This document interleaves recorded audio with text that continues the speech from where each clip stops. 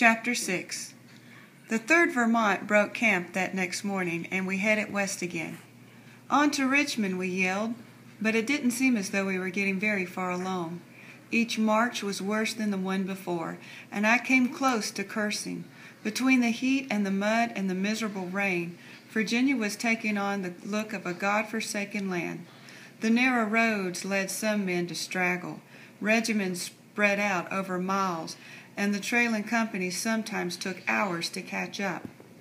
Along the way, dozens of slaves flocked to our lines, hoping for protection from their former owners. The year before, at Fort Monroe, a Reb officer had appeared under a flag of truce and demanded the return of a runaway slave. General Ben Butler, the fort's commander, had refused. Soon hundreds of slaves were escaping. Some politicians and many generals wanted the slaves sent back, but General Butler had insisted the slaves were contraband, just like cotton or gunpowder. They could be used to aid the rebel cause, too, and he kept them at the fort. Some Massachusetts regiments backed General Butler with their muskets, and later on President Lincoln himself stopped the return of runaways. We Thirders were an abolitionist lot from an abolitionist state, and we helped the slaves whenever we could. Some, like the women at the St. James River, refused to leave their plantations. Scores of others poured onto our lines, choking the roads and halting our advance. Most of those slaves came with little more than the clothes on their back. They had no food, inadequate clothing, and no shelter. We distributed what spare blankets and extra food we had, but it was not enough. Slaves kept coming, and we had to shake our heads sadly and pass on by. I was especially touched by the look of the little children. One morning, our entire company gave up its breakfast ration to a crowd of youngsters, most of them no bigger than my brother Charlie, and it tore at my insides to see them hungry, dressed in rags, and staring stone-faced at the sky. Not one of them or their mothers or fathers would ask us for a thing. "You boys go on fighting," one white-haired old man urged. "You chastise them others." I had always pictured slaves as big, strong men picking cotton, but seeing all ages and sizes turned me bitter towards the rebels. I bit my lip and quickened my step. The 3rd eventually spread out opposite the rebel works near Yorktown. The town itself looked out on the York River, but we only got near the river once. Cal organized a batch of us into a foraging party, and we collected some oysters in a tidal pool. The rest of the time we dug earthworks, paraded out of the range of rebel guns, and waited for a chance to fight. "This army has a strong notion of campaigning," Lando complained the night our equipment finally caught up with us. "We rush halfway around Virginia so we can surprise the Rebs, and then we sit here waiting." We all felt that way. As I helped erect our tent on the soggy Virginia ground, I gazed around at my companions. We were mud-spattered and generally weary. Our hair and clothes were full of lice, and mosquitoes attacked us hourly. Every few days a new man took sick, and the regiment was gradually melting away. We all wished General McClellan would go ahead and attack. Instead, he ordered out scouts, sent observation balloons up into the air to look over the Reb defenses, and called the other generals to conferences. The only hint of war was the occasional firing of a few cannons. Our guns pounded a stretch of the rebel lines, and they shot back later. It was the worst kind of luck to get hit by one of those cannonballs. The gunners were not aiming at anybody in particular, and they caused no real damage. Most time the company nearest our artillery would pass the word up and down the line whenever the gunners went to work, and we would cower in our waterlogged trench or hide behind one of the quartermaster wagons. Captain Harrington had us up and digging or drilling every morning it wasn't raining, but he mostly let us alone in the afternoons. Some of the men used the time to hunt hogs that escaped from the neighboring farms. At first the men shot the porkers with their shiny new Springfield rifled muskets, But Colonel Hyde put a stop to that when the Rebs began firing cannons in response to what they imagined was an attack. "Any objection to our hunting with bayonets?" Cal asked.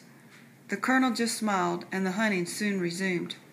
I saw hogs speared with bayonets, shot with homemade bows and arrows, and even trapped in pits. "I don't suppose it matters how the hog meets its end," Russ observed. "The meat tastes the same."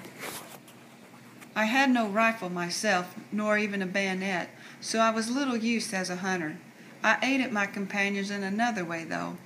All along the Yorktown line, little streams or ravines separated the lines. One afternoon, as I was out gathering kindling for the cook fire on our side of such a stream, I felt a tap on my shoulder. I turned, saw a youngish Reb soldier pointing a pistol at my face, and jumped a foot in the air. "Don't get yourself all stirred up," he urged. It was the first time I had come face to face with the enemy, and I stood there wide-eyed, unable to move. "You don't go yelling or nothing, will you?" he asked.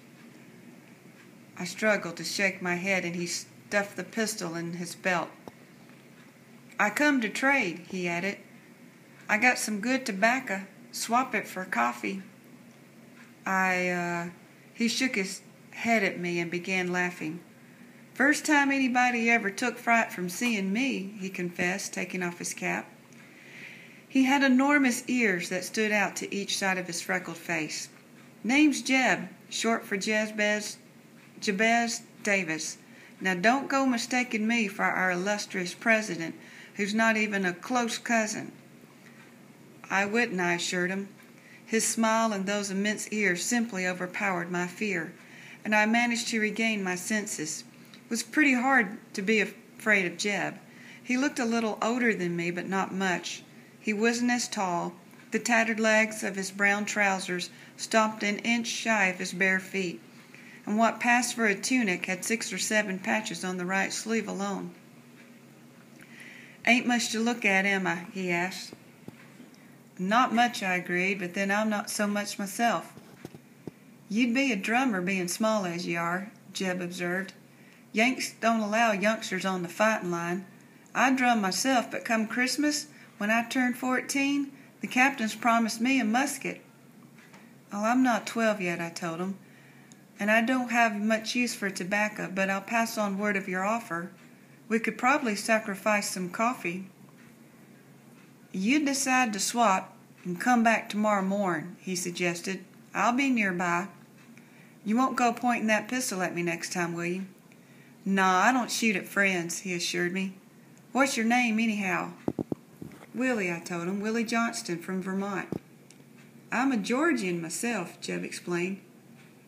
"You kept your head down, Willie, and don't tell no officers. They frown on such doings." I nodded. I glanced a moment back toward our lines, and Jeb vanished like a puff of smoke. I shrugged my shoulders, collected some sticks, and headed back to camp. My tent mates were overjoyed to learn of Jeb's offer, and I swapped a pound of coffee for several twists of tobacco that next morning. Jeb handed me a list of wants, and I returned to camp and began scrounging. With a little help from my tent mates, I came up with 5 blankets, 3 lengths of cloth, 7 razors, 12 pairs of shoes, and 2 more pounds of coffee. "That Reb wants just about everything but gunpowder, but powder and lead," Russ noted. "I suppose we don't want to make that trade," I said. "That'll come later," Lando said, frowning, "when the fighting gets going.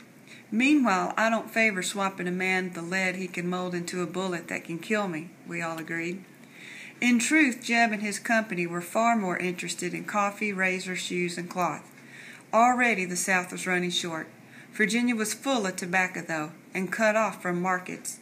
The Army of the Potomac, over 100,000 strong now, had eaten just about every pea and carrot between Hampton Roads and Yorktown, so vegetables carried a high value on our side of the stream. I got plenty of tobacco, several fine smoking pipes, and every kind of vegetable available on the Virginia Peninsula. I hoped things would remain quiet along the line because I wanted my visits with Jeb to continue. The trading died down after the first day, but I went back to the stream that next day even though I had nothing but a little soap and salt to trade. The youngest of my tent mates was 17, and I enjoyed sharing time with someone close to my own age. We talked quite a while, and then someone tossed a rock into the stream, and Jeb grew solemn at that signal. "Can't stay any longer," he declared. "Don't you come back either, Willie. Your officers started sending out pickets, and the sentries are jittery.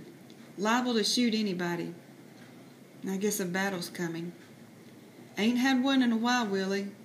Suppose it was bound to be. You watch out, you hear?" "You too," I replied. "You make a big target with those ears of yours." "Most everything else of mine runs to the small side," he said, laughing as he gazed down at his toes. "I wouldn't even much care if they shot an inch or so off my ear, but I don't favor losing a leg, though. My brother Billy give up one at Manassas." "Sorry," I said, frowning. "No matter," Jeb muttered. "You got your fight to make, and I got mine." There was a new hardness in his eyes, though, and I found myself staring at the pistol in his belt.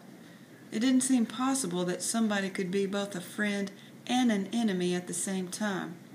But there we were, face to face, Yank and Reb. As I turned to leave, I heard him slither into the brush and disappear, and when I returned to camp, Russ ran over and grabbed my elbow.